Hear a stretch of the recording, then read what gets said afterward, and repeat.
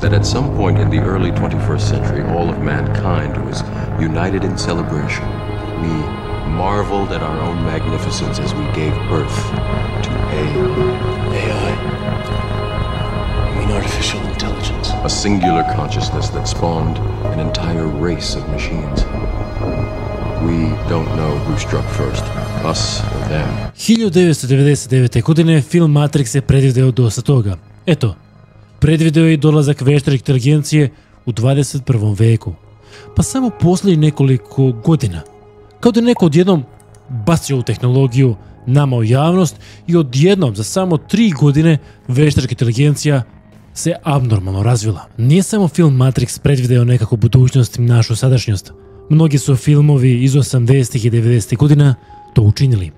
Kako vreme odmiče, onaj ko ima strpljenja da izučava kako ovaj svet funkcioniše, shvatit će da u ovom svetu ništa nije slučajno i sve ono što se nalazi nama pred očima neko je namestio. Sjećam se kada su nas nekada davno bombardovali pričama o Bill Gatesu, Mark Zuckerbergu, kako su oni uspjeli sami da se obogate svojim trudom.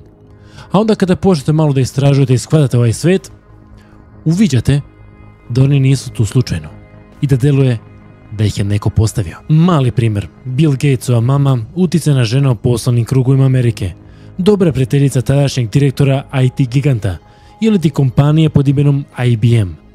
IBM-u je bio potreban operativni sistem.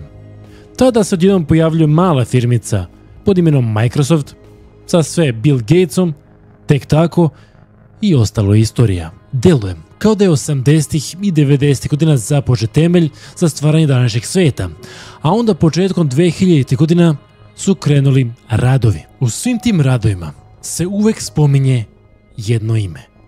Jedan milijarder koji nije toliko poznat nama u javnosti, a toliko je moćan da može bukvalno da čuje šta vi šapućete u vašim prostorijama. Gde god se okrenete, nekako izlazi njegovo ime. A sada u posljednje vreme on spominje termin Antihrista i veštačka inteligencija. Sada se pažljivo fokusirajte, deluje kao da neko diktira kada će se neka tehnologija pojaviti. Mark Zuckerberg se pojavljuje 2004. godine sa svojim Facebookom koji je zauvek promenio internet i naš život.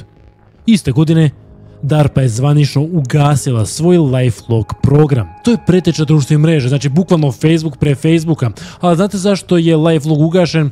Pa zbog bojaznosti oko privatnosti građana. Znači LifeLog nije bio ni približno napravljen kao današnje društvene mreže i oni se bojali za privatnost, a mi smo sve to zagrali tek tako. Sada najovrnutija informacija. DARPA je ugasila LifeLog 4. februara 2004. godine.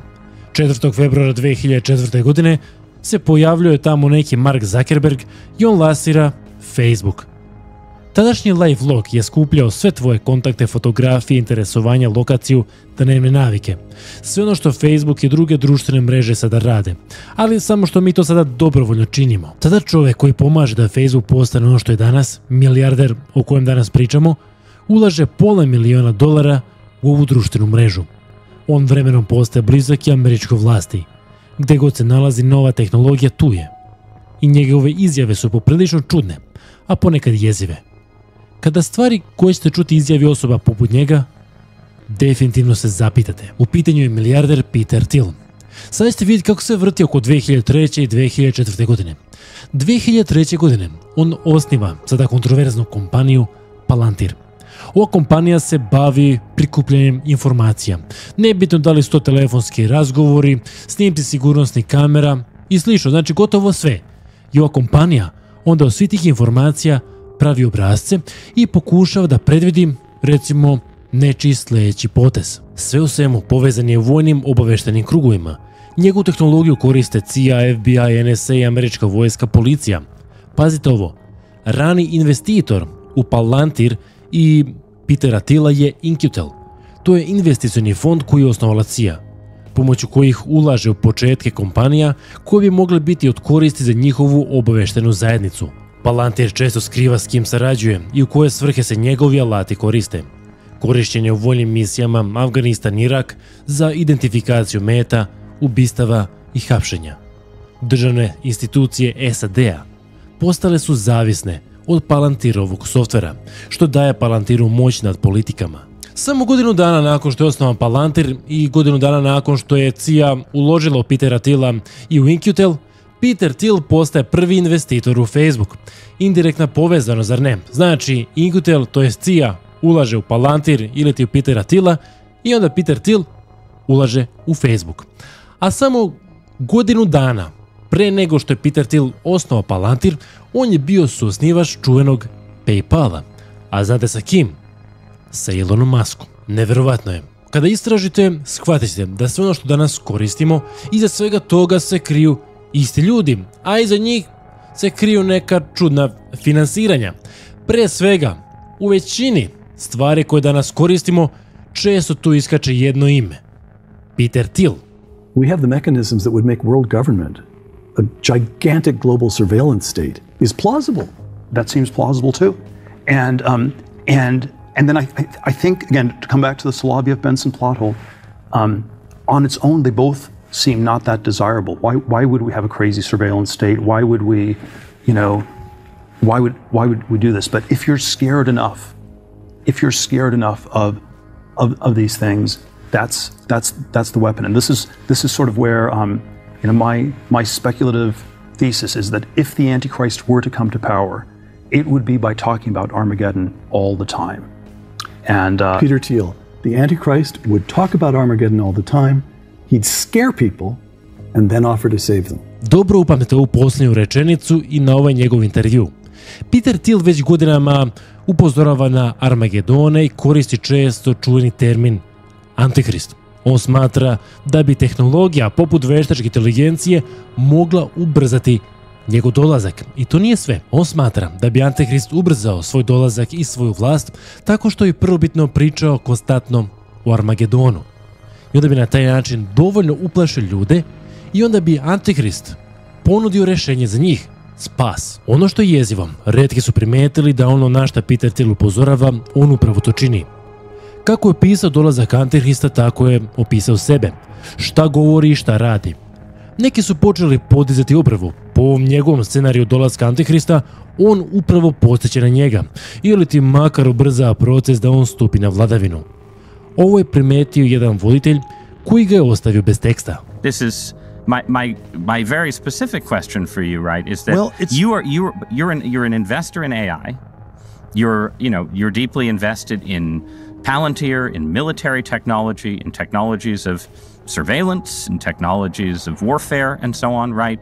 And it just seems to me that when you tell me a story about the Antichrist coming to power and using the fear of technological change to sort of impose order on the world, I feel like that Antichrist would maybe be using the tools that you were building, right? Like, wouldn't the Antichrist be like, great, we're not going to have any more technological progress, but I really like what Palantir has done so far, right? Yeah, I mean, isn't that a concern? Wouldn't that be the irony of history would be that the man publicly worrying about the Antichrist accidentally hastens his or her arrival? Jako zanimljivo, zar ne? Peter Thiel čini ono što on smatra da bi Antihrist činio kako bi došao na vlast. I on godinama priča o ome, priča o opasnostima tehnokratije, o kontroli svega velikom bratu. A istovremeno, on ulaže upravo u tehnologiju protiv koje on priča. I ne samo to, on preuzima primat u toj tehnologiji i ubrzava njen razvoj. Znači, ubrza razvoj iste one tehnologije pomoću koje on smatra da bi Antikrist mogao doći. I to isto čini njegov prijatelj i suosnivač PayPala Elon Musk. Elon Musk je godinama unazad upozoravao na razvoj veštačke inteligencije. Bukvalno je govorio, to je tačnije uporedio sa prizivanjem demona. I šta je on činio? Postao je predvodnik ove tehnologije. Ovo sve podsjeća na ovo što Peter Thiel govori. Prvo nas uplaše sa ovom tehnologijom, a onda oni preuzmu primat u istoj i onda nam ponude rješenja. Tačnije, oni na kraju sve kontrolišu. Ovo je njihova logika. I sam Elon Musk je govorio, ako već ne možemo protiv ove tehnologije, bolje onda da je što više kontroliše kako bi nas spasio od njene negativne strane. Znači, ponudi nam problem, uplaši nas i onda uzimamo ono što nam on daje kako bi bili spašeni. Oni bukvalno čine istu stvar kao kada bi, figurativni scenario, znači svaka sličnost sa stvarnim događajima je slučajna. Ali evo zamislimo da sam ja neki zlikovac koji želi da nešto implementira kako bi imao veću kontrolu nad ljudima. I onda ja izmislim recimo neku bolest ili lupam pandemiju i onda sa tom bolešću ublašim sve ljude. Govorim, znači ljudi padaju kao zombi, kraj i ljudi budu splašeni, traže pomoć. Onda isti ja ponudim i rešenje. Znači prvo predstavim problem pa onda ponudim rešenje. Te govorim kako da se ponašaju, šta rade, šta da čine, sve onako polako bi navodio kako bi stekao veću kontrolu. Istu stvar oni čine. I Peter Thiel i Elon Musk imaju gomilu sličnih ulaganja. Obojica godinama žestoko ulažu u razvoj veštačke inteligencije. Oni su uložili u OpenAI ili ti famozni ChatGPT onda kada mi nismo ni znali šta je to. Peter Thielova lista ulaganja i kontrole tih industrija je podugačka. Jeziv segment ove priče jeste što je on čovjek koji zaista može da kontroliše svjetska dešavanja, jer ima veliku moć i uticaj u američkoj politici. Kada kontrolišete američku politiku, imate potencijal da kontrolišete i svjetska dešavanja, zar ne? Ono što je jezivo, on zaista ima neka čudna vjerovanja. On kritikuje recimo distopiju, a opet se zalaže za istu. Znači, kada je on 2016. godine podržao Trumpa, Donald Trump je došao na vlast. On je bukvalno duboko povezan sa američkim obaveštenim svetom, ali i vojnim. Zamislite kada se vojska upohuje u neku državu, kada se NSA, CIA oslanja na vašu tehnologiju, onda znate da ste poprilično moćni. I svuda je dvosmislen, kao i kod izjava o Antikristu. Sa jedne strane kritikuje tehnokratske elite, a sa druge profitira iz tog sistema.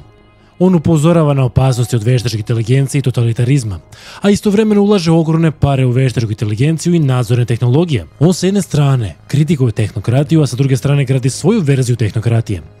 On podržava elitu tehnoloških vizionara, ali ne bilo kakvih, već onih koji žele moć, ne priznanje. Smatra da manjina genijalnih pojedinaca treba da koristi podatke i tehnologiju da vodi svet, ne demokratija, ne većina. Palantir je čist primjer tehnokratske kontrole, samo u interesu pravih moćnika.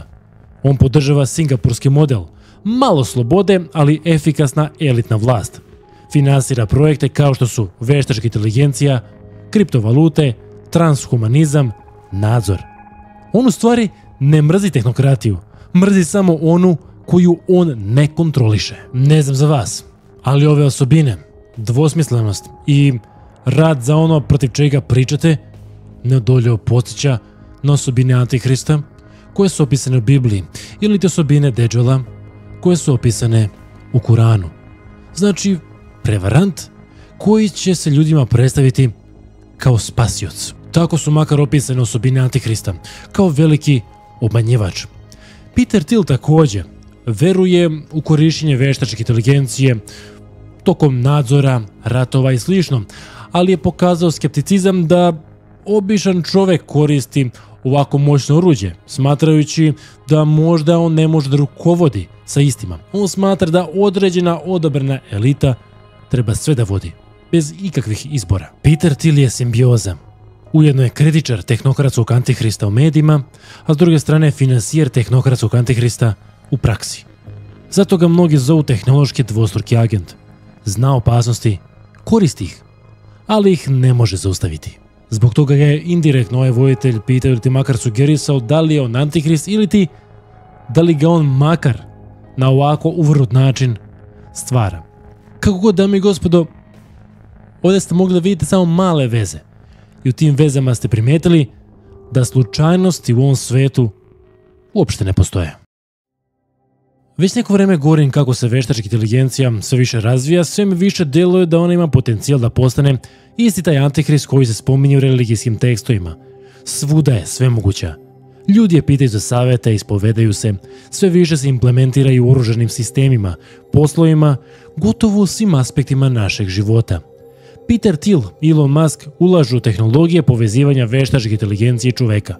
Tu ne moram da vam objašnjavam o mogućem potencijalu, već mogu da vas pitam da li veštačka inteligencija predstavlja tog konačnog obmanjivača. Kako god da se vratimo na DARPA. DARPA je pravila tehnologije decenijama unazad, koje mi tek sada koristimo. 60. godinama recimo napravila je ARPANET, preteču interneta, doprinela je razvoju GPS-a, koji je bio u vojsci dostupan decenijama pre civila.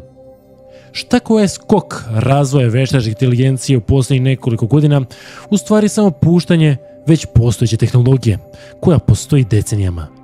Za kraj ostajemo sa pitanjem, šta ako je veštačka inteligencija već došla do nivoa famoznog Antihrista. Hvala svima što odvojili vreme za video, nadam se da uživate mom raznovrsnom objektivnom radu. Ukoliko to slučaj, like i subscribe bi zaista bilo od pomoći. Lajkujte taj video kako bi dopreo do što većeg broja ljudi.